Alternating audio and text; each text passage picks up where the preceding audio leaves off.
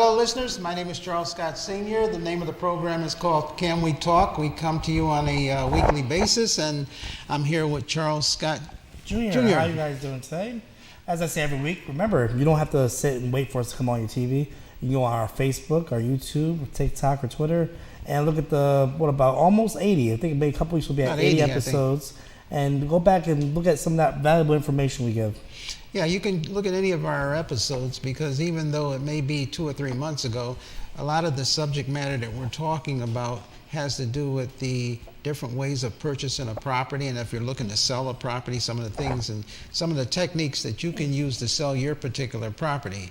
These are things that are basically, I'd say, written in stone. There's some of the principles that we give you, ways of improving your property if you're looking to improve your property for better value, or if you're looking to purchase a property. The banks use basically the same formulas and the same type of criteria, so you're able to go back and look at some of our older episodes and still get a lot of valuable information. With that, every week we come in and we give you an idea of some of the changes that have occurred within the past week, or in some cases, we don't have a crystal ball, but we try to give you some information as to what we think is going to happen in the future and where the trends are. So by watching our program, you're sort of a little ahead of the curve because we try to give you an idea of what's happened in the past and some of the things that are going to possibly be happening in the future. Yeah, exactly, because what we see is what's happening on the ground level.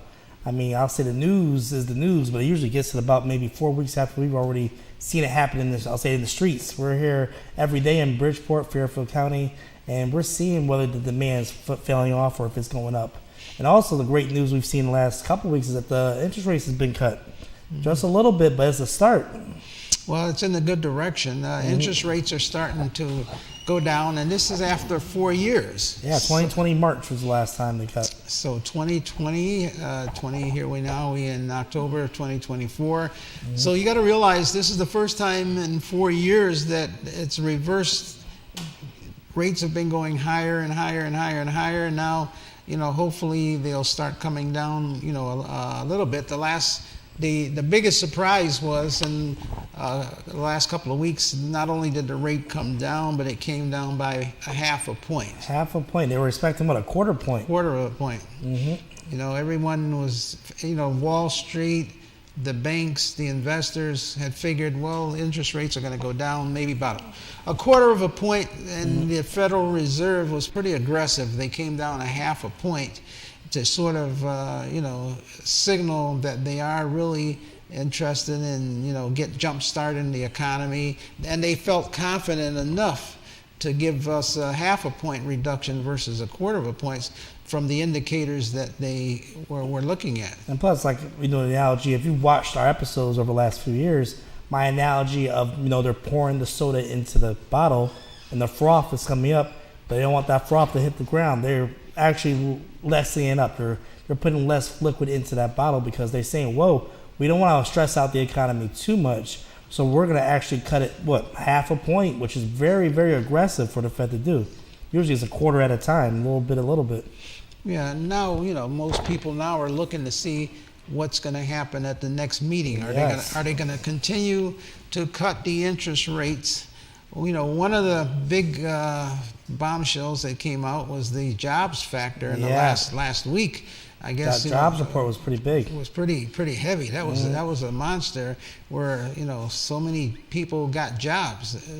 Usually what happens is that when we're in a downturn, it creates a little bit of unemployment because that way people don't have the spending power to go out and pay a lot for the goods, which forces the price of the goods down.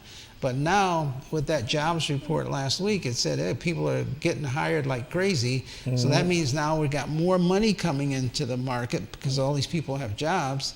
And in turn, they'll start spending the money, and you got to worry that the Fed might say, oh, that's going to create more inflation. So therefore, we're not going to be cutting the rate any further.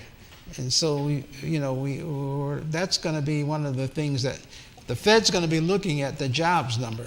And you may think that people getting a lot of jobs I was going to say that. Some people a good thing. Why don't Mr. Scott want people to be working?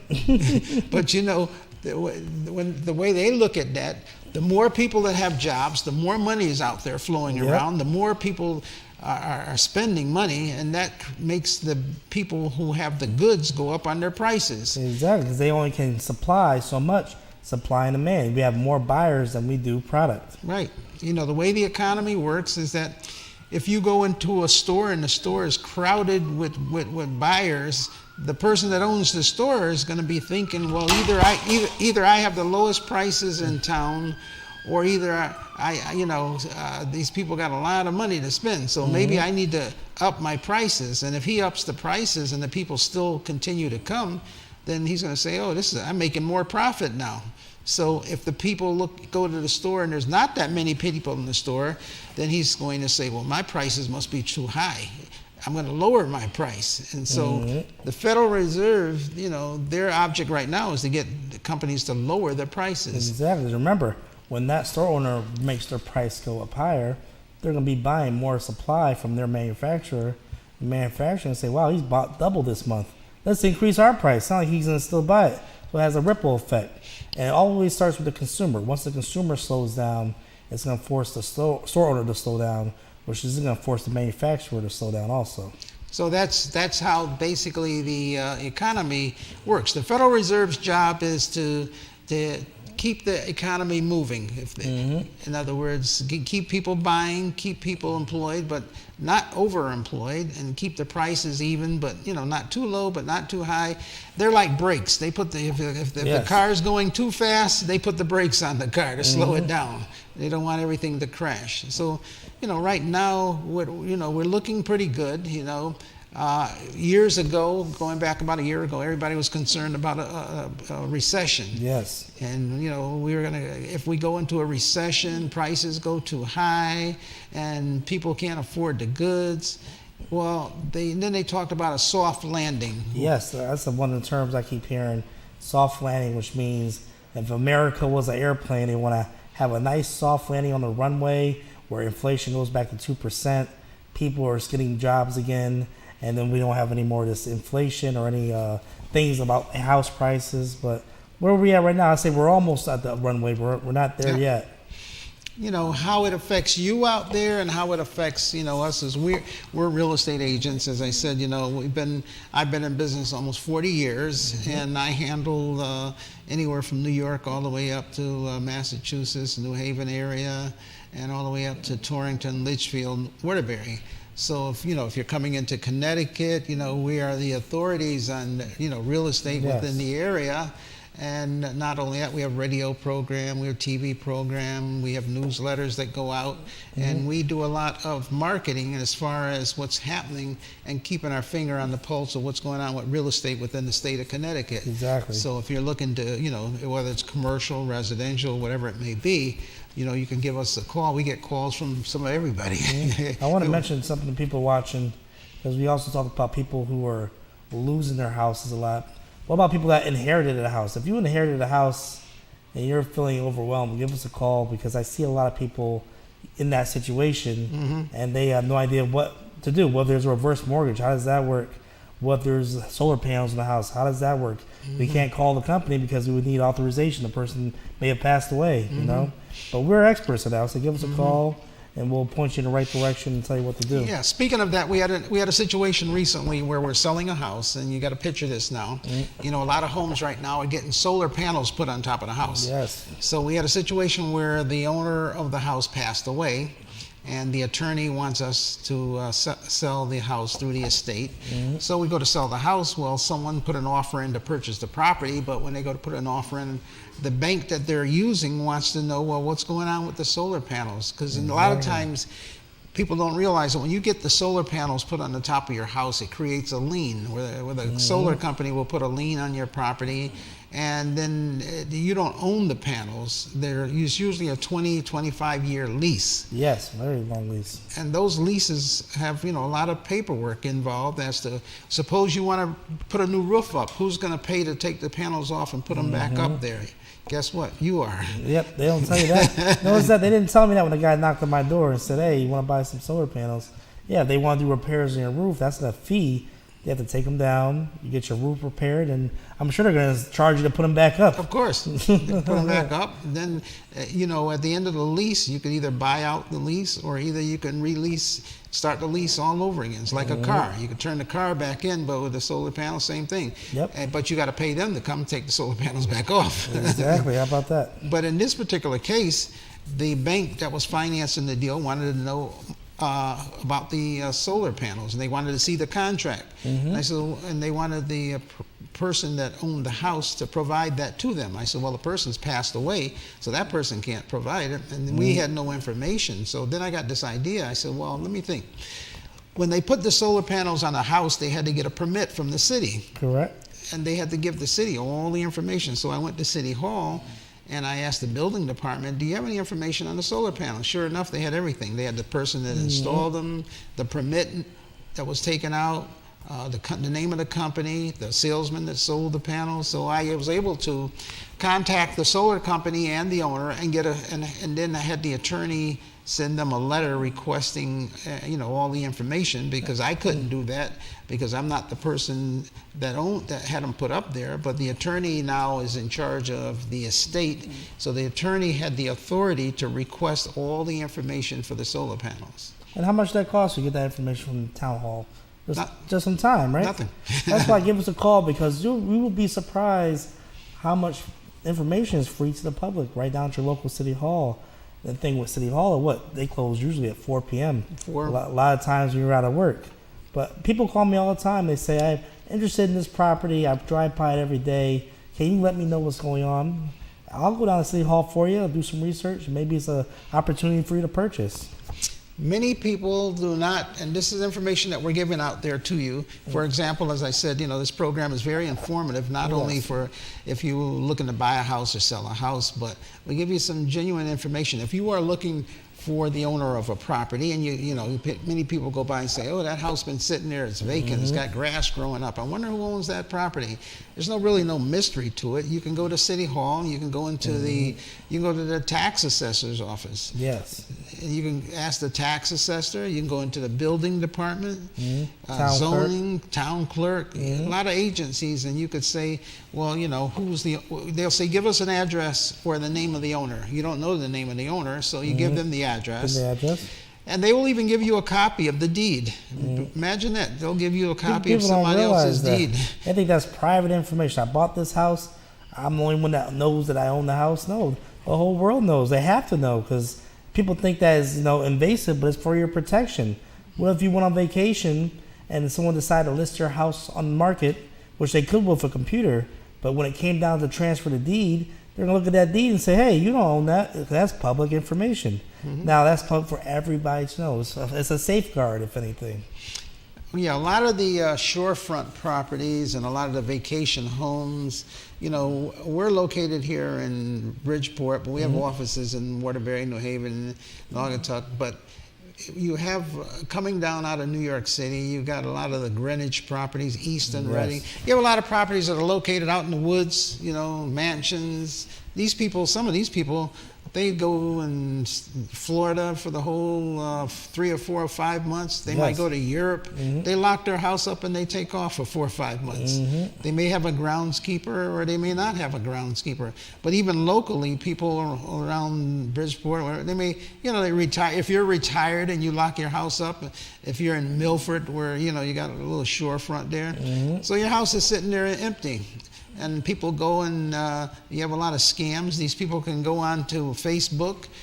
They can go on to a rental agency and list the property. They take a couple of pictures and they put property and they list it. How many calls have we gotten where people have taken a house we have for sale, they'll put it on Facebook and say it's a house for rent. And they'll say, okay, before you go see the house, we're getting a lot of calls. We can secure it for you. Send us $50 as an application. 50, they send more than that. Oh, yeah. Sometimes they send a lot more money, 1,000. And people in a desperate, mood may say, hey, this is my only chance. I'll send this guy $1,000, reserve the house. I'll look at it later. Pictures look amazing. And the thing is, when they get to the house, they see a for sale sign with our picture on it. They'll give us a call. Say, where are you? I sent you the money. You get my Cash App? And we're like, oh, wow, no, we don't have your Cash App. Unfortunately, you probably got Not scammed. funny, but But it's just unfortunate. We tell them they have to call the authorities, but they can only do so much. Obviously, it's someone outside the country or that's bold enough to do that. But that's why Cash App and these apps ask you about 5 times. Do you know this person?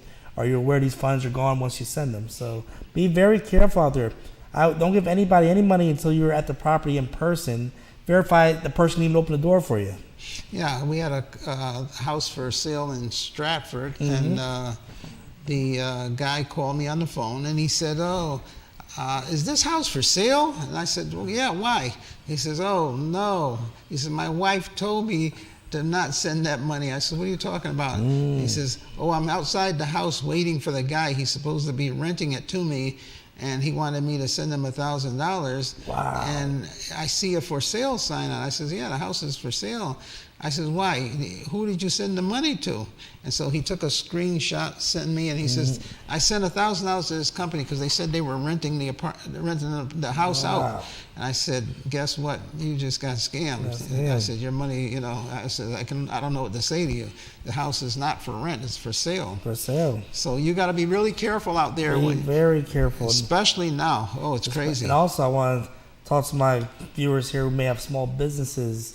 You know, you can tell when the economy's starting to slow down, and sometimes you'll get a call that this seems too good to be true, where someone says, "Oh, I want to have this house painted or the roof Oh, done. the paint people. Meet me. I'm not gonna be there. They're always out of town. I'm out of town. But go by the house and start the job. I'm gonna send you a picture of the check for you to deposit."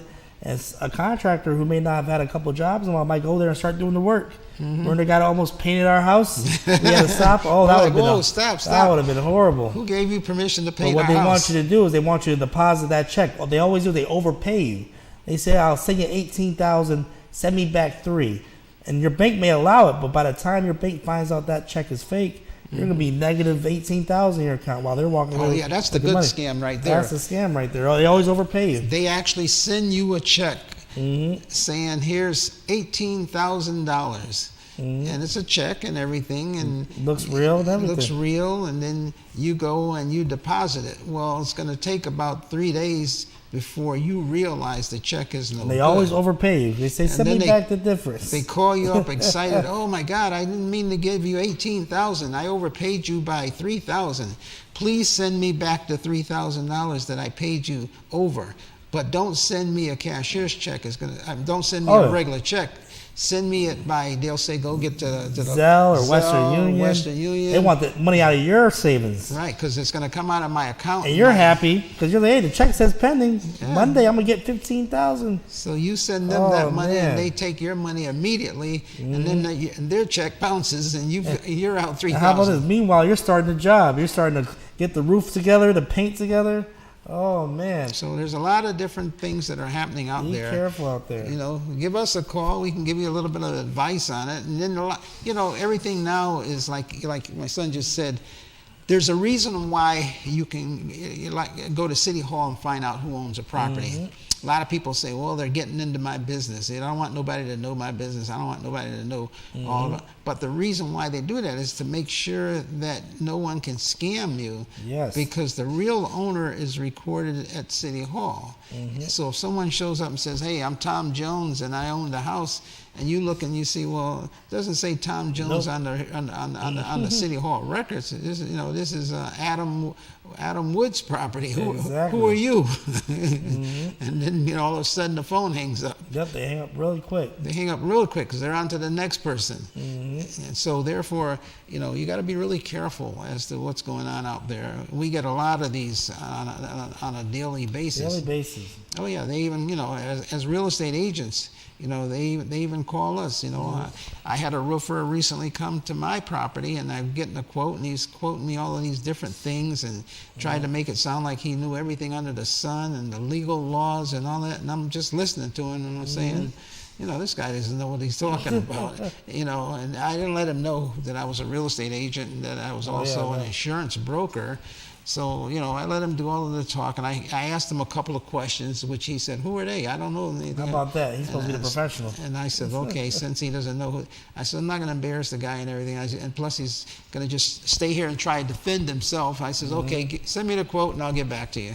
Exactly. I just left it like that, but I could see where the conversation was going. The average person would not have known that, and they would have just Yep. ended up probably giving him a retainer. How about that? He said, give me half now and half when it's finished. So if I gave him half, and it would have never been finished. How about that? So, we're telling you this as to be able to save you some money and some of the things that we are able to do. And a lot of this is through our own experience. Yeah, also we have a lot of experience in these and people calling us trying current scans, Facebook and everything. But give us a call. I would say the safest thing to do is call an agent, because remember, agents going to be able to negotiate with you. I see a lot of people trying to put their house up for sale and doing what they call FSBO, for sale by owner.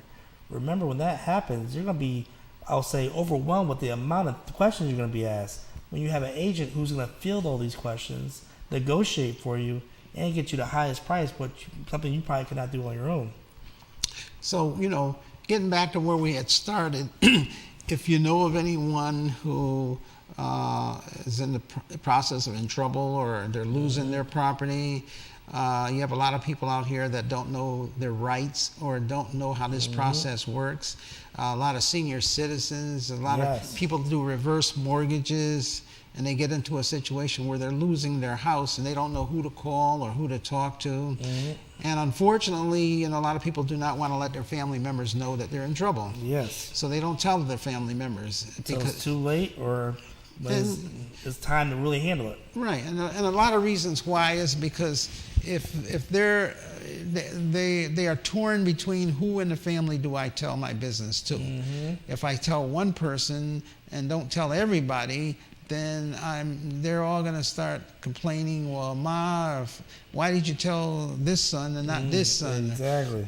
I thought I was the favorite. I thought I was the favorite. Who's the oldest? Who gets that? Who's the oldest? And you may have someone. We get really different situations. You may have a daughter who's very, very smart, knows all of the ins and outs of everything, but you don't like her husband because he's always conniving and trying to get you to sell the house so that they can split up the money, and so you don't like him, so you're not going to tell her your business. Exactly. All at the same time, you may have trouble making the mortgage payments or may be in trouble, but you don't want her to know what's going on. And unfortunately, she doesn't find out until it's usually too late. Banks started a foreclosure, they put a sign up on the building, and then you're scrambling to try and hire a lawyer or figure out what you're going to do. So a lot of the times, we can be like the middle person. We can negotiate, talk to the parents, find out what's going on as far as what happens to the property, and when it comes to if the person has already deceased and the property's just sitting there. If you don't do anything, then the taxes still have to be paid. The taxes have to be paid. If there's a mortgage, the mortgage still got to be paid. Water and sewer. I wanted to say, if you get those letters in the mail, make sure you read each one. People don't realize you might have gotten the mortgage 10 years ago came from Bank A. Bank A could have taken that mortgage and sold it to Bank B, C, D, another servicer. Just because it has a different bank name and it has your address doesn't mean it's not your mortgage. Read all those letters. You could be... But the Mr. Cooper one was a popular one we saw. People don't know who Mr. Cooper is. I bought my house from this bank. Read all those letters. If there's anything that confuses you, we're not financial, I'll say financial planners, but we see this a lot. Give us a call. We can kind of summarize what they're asking you. Yeah, I got a call just today before I came to the TV station, where a gentleman called me from California. Now, get this, all the way from California. This is a property in Bridgeport, Connecticut. It's got my for sale sign on it. And he's saying, we understand that the property's abandoned. There's grass growing in front of it. We want to come and change the locks and board the property up. I said, well, you can't do that. I said, there's an attorney. The attorney's in charge of the property. And the property is not abandoned. The lights are on, the gas is on, and everything. And the person that owns the property is selling the property. And then he sort of backed off. See, they want to run in and grab the property because they want to claim that you abandoned the property. The minute they think that, then they change the locks, board it up, and you're locked out of your own property. How about that? It's not. It is legal in a sense, because when you get a mortgage, you agree to take care of the property and not to abandon the property. But when they see the grass growing up, or they think you're not there, they use that excuse to say, well, you abandoned the You property. gotta secure the property. And in the mortgage, it says that the bank can secure the property and keep it from being damaged because they have a lien on it. They have an interest in the property. But in that case there, we had to let them know, look, you can't do all of that because the property is not in jeopardy. The property is being sold. You can't go locking anybody out. And if they did that, they have no right to unless it is actually abandoned. And I've had properties where they've actually done that, and the owners went and pulled the boards back off. I was going to say, remember, your name is on the deed. They hold a mortgage note. It's like my father gave a good example of somebody the other day where when you go, it's kind of the reverse. When you go buy a car, you don't get the title till you pay off the car note. But with the house, they actually give you the deed first. Your name's on the deed, and you got the mortgage. But remember, you can go take those wooden planks off, move back in, and say, I didn't abandon the house. I was just away for a couple of weeks. Right. Yep. And then, and then they go, oh, okay, sorry. Yeah, don't they? Sorry. And you move back into the house. You move right back in the house. Unfortunately, so many people are intimidated. Oh, they get real intimidated. And they get scared, and they don't do anything. They don't even show up at court because they're afraid, if they're going to show up at court, they're going to get arrested for abandoning their own house. That's the thing. People don't realize we don't have, what was that back hundreds years, debtor's jail. They don't have that anymore. They're not going to put you in jail. Remember, the bank would like to work with you because the last thing the bank wants to do is take the house from you because now they're going to be responsible for the taxes, making sure the property is safe, no one's slipping and falling, suing them. Property insurance. Remember, when you don't pay your property insurance, they'll put property insurance on there for you and then charge you more because they have an interest in this property not burning down, not being damaged because, hey, they want all they want is their money back with interest. Exactly. So, if anything today, you learn a lot about, some of the do's and don'ts that banks can do and they can't do, and some of the safeguards that you have that you can protect your own property. But in the meantime, if you know of someone losing a property or if they're in trouble or something's going on, have them give us a call. Our telephone number is right down at the bottom there. You can go and look at some of our previous episodes. We have YouTube channels. You can look. We got over 80 episodes that you can look at. You can look at our website. And people, that's a real phone number. You call that number, you get Charles Scott. People think I pick up. They're going to call the number, get a answer machine, a secretary, or press 1 to speak to this person.